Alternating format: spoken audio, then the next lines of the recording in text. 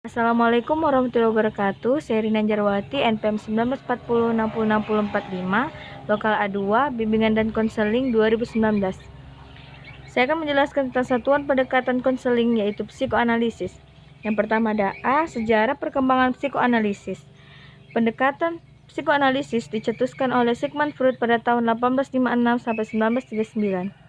Freud dikenal pula sebagai bapak konseling karena teori yang dikembangkan ini merupakan cikal bakal dari teori-teori konseling lainnya. Perkembangan pendekatan psikoanalisis tidak dapat dipisahkan dari perlakuan keluarganya. Freud berasal dari keluarga yang otoriter dan mengalami keterbatasan ekonomi. Meskipun berasal dari keluarga yang mengalami keterbatasan ekonomi, ayahnya mengetahui kecerdasan yang dimiliki oleh Freud. Ayah Freud kemudian membiayai untuk melanjutkan sekolah kedokteran. Setelah lulus kuliah, Freud menjadi dosen dalam bidang psikoterapi. Kemudian, Freud dan Jean Charcot mengembangkan kesehatan mental. Mereka meneliti tentang gangguan nervous dengan menggunakan hipnotis sebagai penyembuh histeria. Kerjasama yang terjadi antara Freud dan Joseph beruntuk mengembangkan metode katarsis dalam terapi histeria. Freud pernah mengalami psikomatik, ketakutan akan kematian, serta fobia-fobia. Berdasarkan kondisi yang pernah dialami, Freud melakukan analisis terhadap dirinya, menganalisa masa kecilnya yang sangat membenci ayahnya dan sangat menyayangi ibunya. Selanjutnya yang B, pandangan tentang manusia. Perilaku manusia adalah hasil interaksi dari 3 pilar atau komponen kepribadian, yakni komponen biologis atau das id, psikologis atau das ego, dan sosial ada das superego. Unsur hewani, rasional dan moral atau hewani, akali, dan moral. Selanjutnya yang C, konsep manusia sehat atau ideal terbagi menjadi 5. Yang pertama, orang yang bergerak menurut pola perkembangan yang ilmiah. Yang kedua, dapat mengatasi kecemasan dan tekanan yang ada dalam hidupnya. Yang ketiga, kinerja yang seimbang antara id, ego, dan superego. Yang keempat, pada alam pikiran tidak sadar dan kreativitas sebagai kompensasi untuk masa anak-anak yang traumatis. Yang kelima, motif-motif dan konflik tak sadar adalah sentral dalam tingkah laku sekarang. Selanjutnya yang D, yaitu konsep manusia tidak sehat atau bermasalah, terbagi menjadi 6. Yang pertama, individu bersifat egois, tidak bermoral, dan tidak mau tahu kenyataan. Yang kedua, manusia sebagai homo valens dengan berbagai dorongan dan keinginan. Yang ketiga, manusia didorong dan keinginan. Yang keempat, manusia didorong oleh dorongan seksual agresif. Yang kelima, masalah-masalah kepribadian berakar pada konflik-konflik masa kanak-kanak yang direpresi atau proses belajar yang tidak benar pada masa anak-anak.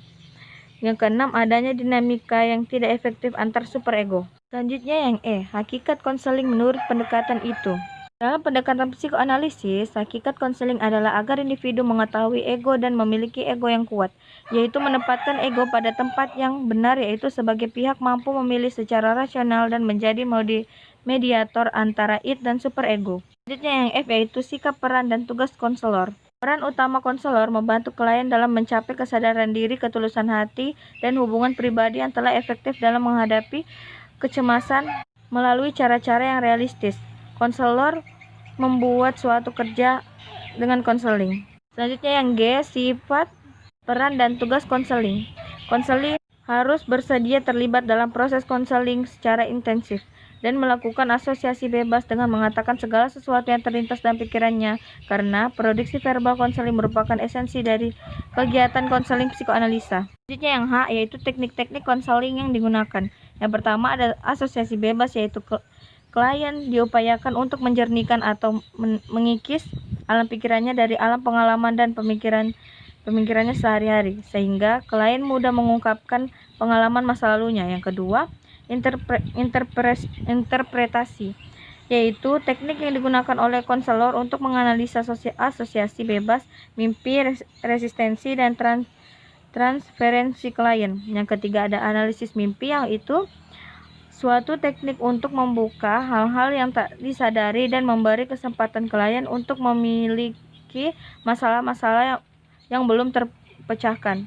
Selanjutnya yang keempat yaitu analisis resistensi, yaitu analisis resistensi ditujukan untuk menyadari klien terhadap alasan-alasan terjadinya resistensi. Yang kelima ada analisis transferensi, yaitu konselor mengusahakan agar klien mengembangkan transferensinya agar terungkap neurisnya terutama pada usia 5 tahun pertama hidupnya. Selanjutnya yang I yaitu tahapan-tahapan konseling. Terbagi menjadi 7. Yang pertama, membina hubungan konseling yang terjadi pada tahap awal konseling. Yang kedua, tahap krisis bagi klien yang kesukaran dalam mengemukakan masalahnya dan melakukan transparansi. Yang ketiga, tilikan terhadap masa lalu klien, terutama pada masa kanak-kanak. Yang keempat, pengembangan resistensi untuk pemahaman diri. Yang kelima, pengembangan hubungan transparansi klien dengan konselor. Yang keenam, melanjutkan lagi hal-hal resistensi. Yang ketujuh, menutup wawancara konseling.